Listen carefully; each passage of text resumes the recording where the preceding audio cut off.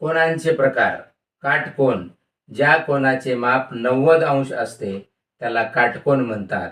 कोन ABC बरोबर 90 अंश हा काटकोन आहे. लघुकोन.